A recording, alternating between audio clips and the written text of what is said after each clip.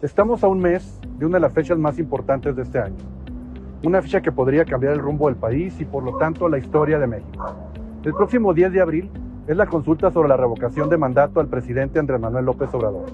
Por su importancia, dedicaré 3 videos, uno por semana a este tema. En el primero veremos los datos que por 3 años ha levantado la empresa encuestadora México Elige sobre este tema y así con datos duros les diré cómo sí existe la posibilidad de revocar el mandato del presidente López Obrador. El segundo video, que será la semana que viene, tratará sobre la cuestión legal y los mitos detrás de la revocación del mandato. Habrá un tercer video, en 2 semanas más. Este tratará sobre los escenarios legales y políticos que podrían suscitarse si es revocado el presidente López Obrador de su mandato. Es decir, una vez revocado, ¿qué sigue para el país? Desde diciembre del 2018, México Elige ha medido la revocación de mandato con el índice de revocación. Por lo tanto, hay una serie de tiempo constante mes a mes de este tema. En 3 años, el gobierno de López Obrador ha estado en peligro de revocación de su mandato en junio del 2019 a razón del tema de las liquidaciones y cambios de la Policía Federal a Guardia Nacional. El segundo punto donde se revocaba es en marzo del 2020, por el tema del mal manejo del COVID-19. Y un tercer punto en junio del 2021, justo antes de las elecciones estatales, donde tuvo mayor votación la coalición de la oposición. La medición histórica en estos 3 años nos confirma que el presidente ha bajado a niveles de revocación.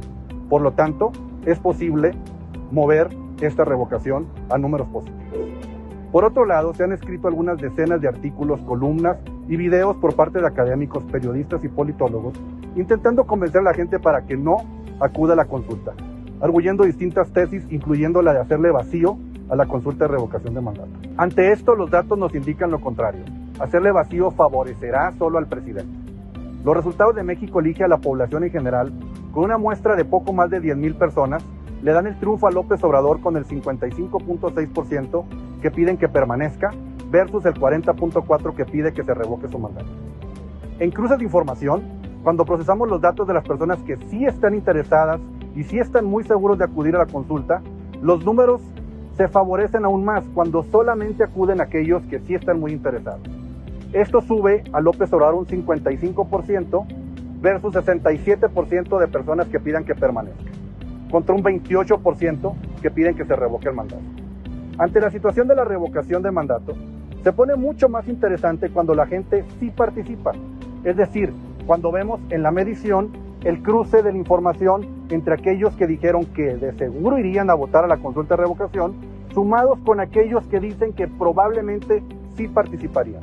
El resultado da un vuelco, donde el 51.7% votarían a favor de la revocación del mandato de López Obrador, contra solo un 32.9% que votarían porque permanezca.